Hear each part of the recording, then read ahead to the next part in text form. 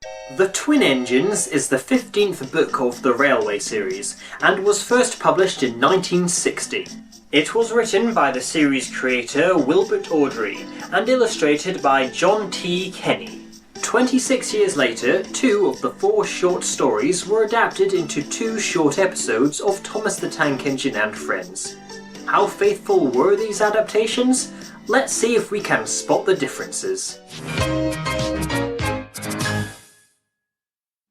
Only half of this book's stories were made into episodes of the Thomas and Friends television series, meaning it has the fewest adaptations of Awdry's original work, not counting the 2 that have been completely untouched for TV.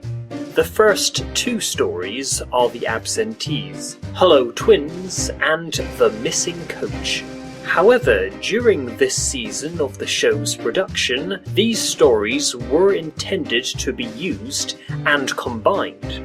In an interview shortly before his death in 2008, director David Mitton explained that the episode was about half filmed when Thomas and Friends' creator, Britt Allcroft, decided that the story's plot would be too complicated for young children to understand. Several production stills were public until August 2020, when many more were leaked. "What are you boiler-aching about?" asked Duck. "I remember on the Great Western, that tin pot railway." "Tin pot indeed! Let me tell you, silence!" In Hello Twins, the Fat Controller has ordered a new steam engine from Scotland, so is confused and cross when 2 identical engines arrive, claiming to have lost their numbers, making it impossible to trace which one is there by mistake. "What are your names?" "Donald and Dougie, sir." "Good," he said. "Then your controller can tell me which of you is which." "You'll get no muckle help for him, sir. He didna ken our names, sir. We only given ourselves names when we lost our numbers." Had this introduction of Donald and Douglas been adapted as an episode of Thomas and Friends, it likely would have been featured during the TV version of The Missing Coach. In this story, the Scottish twins are given numbers and accidentally lose Thomas's special coach, which Donald attempts to take the blame for by switching his tender with Douglas. However, the Fat Controller manages not to be fooled by this. "Here, gentlemen, are the facts. Number 10 has been shunting the yard. Your coach disappeared. We investigate. Number 10, disappears too. You can draw your conclusions. Please accept my apologies. The matter will be investigated." This ending is what Britt Allcroft feared would baffle too many toddlers, and thus a very hasty introduction to Donald and Douglas was attached to the beginning of the episode Brake Van. Donald and Douglas are twins, and had arrived from Scotland to help the Fat Controller, but only one engine had been expected. Obviously, this was not how the original story of Brake Van begins. Instead, that starts with the Fat Controller telling off the twins, and the twins vowing from now on they must make no mistakes.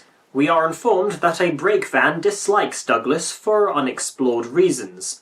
The model for the spiteful brake van was a dirty brown colour in the episode, whereas in John T. Kenny's illustration, he was bright grey. "You're a muckle nuisance," said Donald. "It's to leave ye behind I'd be wanting." "You can't," said the van. "I'm essential." "Och, aye!" Donald burst out. After warning the van to leave his brother alone, Donald accidentally crashes into a signal box, and is of course reprimanded by Sir Topham Hatt. In the book, the signalman also shouts at and mocks the Scottish engine. "You clumsy great engine! Now you must stay there! You've jammed my points! It serves you right for spoiling my nice new signal box!" James is angry that he has to deal with Donald's goods trains while he has his tender mended, and is made even angrier after Douglas teases him about his collision with some tar wagons. In the episode, this conversation leads to James pulling a train that includes the spiteful brake van, who decides to make things difficult for James simply because he is cross. In the book, James takes the train of trucks the morning after speaking to Douglas, and the van wants to get back at the red engine because he bumped the trucks. "I heard tell about an engine and some tar wagons." "Shut up," said James. "It's not funny." Douglas agrees to help James push the trucks up the hill, He works so hard that sparks leap from his funnel, and the van pleads to the trucks to stop pulling against James. Neither of these two moments were added to the episode. The pressure causes the brake van to crumble. In the episode, Douglas remains silent while Sir Topham Hatt scolds him and Edward praises him. But in the book, the Scottish engine speaks up, saying he refused to let the van get the better of him. Douglas worked hard enough for 3. I heard him from my yard. 2 would have been enough, said the Fat Controller. The Deputation begins once again with Donald and Douglas stating their fears that the Fat Controller will send one or both of them away for causing so much havoc. This dialogue is missing in the episode. He'll send us away for sure, Donald. I'm thinking you're right there, Dougie. The luck's been against us. The twins help with the heavy snowfall using snowplows, which cover their buffers in the episode, but come up to their noses in Kenny's illustration. Also in the book, they find Henry stuck in the snow along with his coaches and passengers, whereas in the episode, Henry is on his own and covered in snow. A lot of nonsense about a signal box, grumbled Gordon. Too many of those, if you ask me.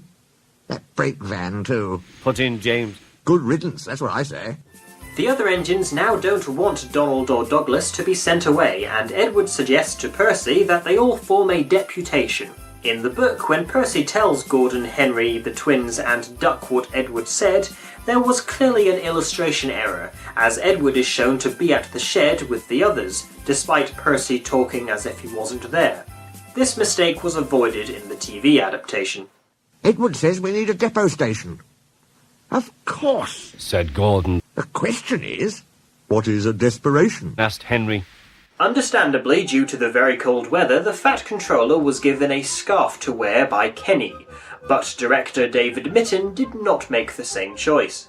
It's Donald and Douglas, sir. They say, sir, that if you send them away, sir, they'll be turned into scrap, sir. That'd be dreadful, sir. Please, sir, don't send them away, sir.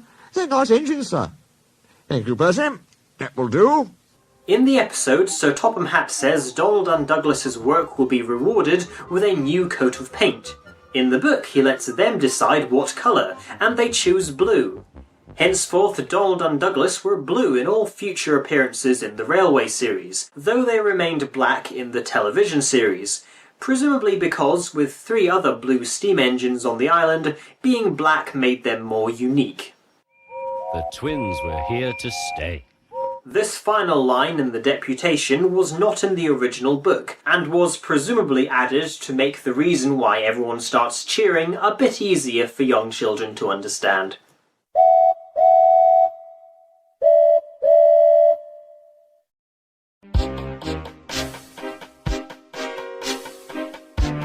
Holy Jesus! What is that? What the f*** is that? What is that? Great continuity!